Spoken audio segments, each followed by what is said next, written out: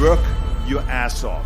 There is no magic pill. It drives me crazy to go to the gym. You read 1 hour a day. I went and worked out 5 hours a day, and I was working on construction with 24 hours a day. Organize your day. Work hard. I'm here to talk about success.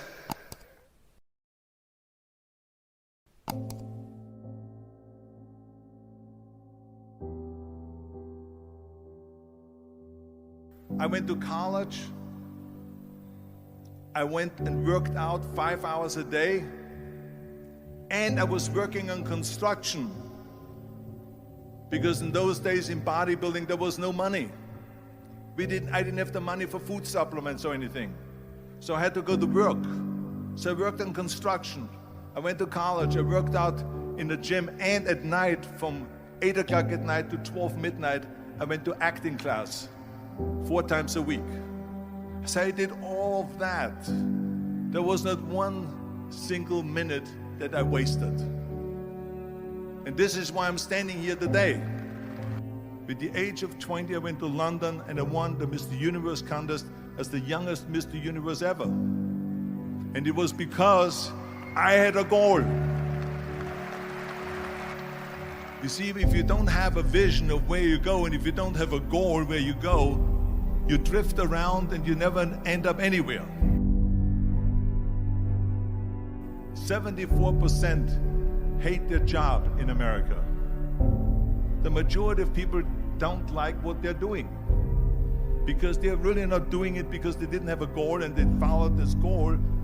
They just aimlessly drift around, and then all of a sudden there's a job opening, so they get that job because you have to work. But then when you work, it's a chore. It's work. It's not fun. So if you think about, only a quarter of the people really enjoy what they're doing in life. So people always ask me, when they saw me in the gym in the pumping iron days, they say, why is it that you're working out so hard? 5 hours a day, 6 hours a day, and you have always a smile on your face. The others are working out just as hard as you do, and they look sour in the face. Why is that? And I told people all the time, I said, because to me, I'm shooting for a goal. In front of me is the Mr. Universe title. So every rep that I do gets me closer to accomplishing that goal, to make this goal, this vision, turn into reality. Every single set that I do, every repetition, every weight that I lift will get me a step closer to turn this goal into reality. So I couldn't wait to do another 500-pound squat. I couldn't wait to do another 500-pound bench press. I couldn't wait to do another 2,000 reps of sit-ups. I couldn't wait for the next exercise. So let me tell you something, visualizing your goal and going after it makes it fun. You got to have a purpose no matter what you do in life. You got to have a purpose. And Muhammad Ali worked his butt off. And I saw it firsthand. And I remember that there was a sports writer that was there in the gym when he was working out and he was doing sit-ups. And they asked him, how many sit-ups do you do? And he said, I don't start counting until it hurts. Now think about that. He doesn't start counting his sit-ups until he feels pain. That's when he starts counting. That is working hard. And so you can't get around the hard work. It doesn't matter who it is. Work your ass off. There is no magic pill. There is no magic out there. You cannot get around. You have to work and work and work. Make sure of this and make sure of that and all that stuff. So it's work. And it drives me crazy when people say that they don't have enough time to go to the gym for 45 minutes a day and work out. Or to do something for 45 minutes to an hour a day to improve. If it is physically improve or if it is mentally to improve. Imagine you read 1 hour a day about history. How much you will learn after 365 hours in 1 year. Think about if you study about the history of musicians, of composers, how much you would know. Imagine if you would work on a business, on some business that you want to develop every day for an hour. Imagine how further along you will go and get. So it drives me nuts because when people say we don't have the time, we have 24 hours a day. We sleep 6 hours a day, so that gives you still 18 hours. So there's someone shaking their head out here in front. They say probably, I don't sleep 6 hours, I sleep 8 hours, right? Or just sleep faster. So we have 18 hours a day.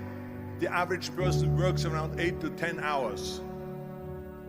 So let's assume it's 10 hours, so we have 8 hours left. Then you travel around an hour a day, maybe 2 hours a day. So now you have still 6 hours left. So what do you do with these 6 hours? What do you do with these 6 hours? Then we eat a little bit, then we schmooze a little bit, talk a little bit to people and all that stuff. But you can see how much time there is available if you organize your day. So you got to work hard. I hate plan B. And I tell you why. Because we have so many doubters, as I've said earlier, the no-sayers. We have so many of those people that say no and you can't do it, that's impossible. That is okay because we just turn off, as I said earlier, and we listen and we hear the no being a yes. You can't do it, you can do it, and all of that. So that is possible to do that amongst all the negative people around you. But when you start doubting yourself, that's very dangerous. Because now what you're basically saying is that if my plan doesn't work, I have a fallback plan, I have a plan B. And that means that you start thinking about plan B, and every thought that you put into plan B, you're taking away now that thought and that energy from plan A.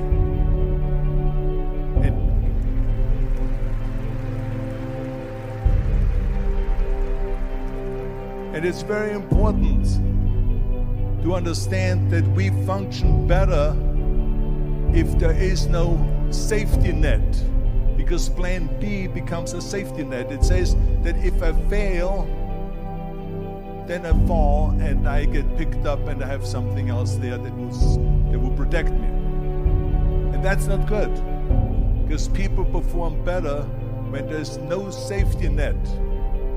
People perform better in sports and everything else if you don't have a plan B. I'm telling you, I've never ever had a plan B. I made a full commitment that I'm gonna go and be a bodybuilding champion. I made a full commitment that I'm gonna be in America. I made a full commitment that I'm gonna get in the show business and I'm going to be a leading man. No matter what it takes, I will do the work.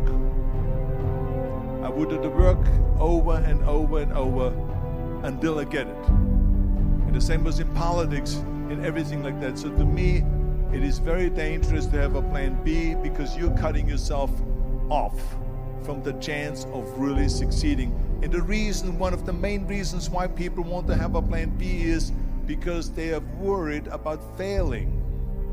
What is if I fail, then I don't have anything else? Well, let me tell you something. Don't be afraid of failing, because there's nothing wrong with failing. You have to fail in order to climb that ladder. There's no one that doesn't fail. Michael Jordan said in one of his interviews, when they said, "You're unbelievable, you're the greatest basketball player of all times." I mean, tell me about that. And he says, well, you're just mentioning the successes. But he says, for me to become the greatest basketball player, I missed 9,000 shots when I was playing basketball at the NBA games. So during these games that he was so successful, he missed 9,000 shots. Does it make him a failure? No. He's one of the greatest basketball players of all times, but he failed 9,000 times. Do you get it? We all fail. It's okay.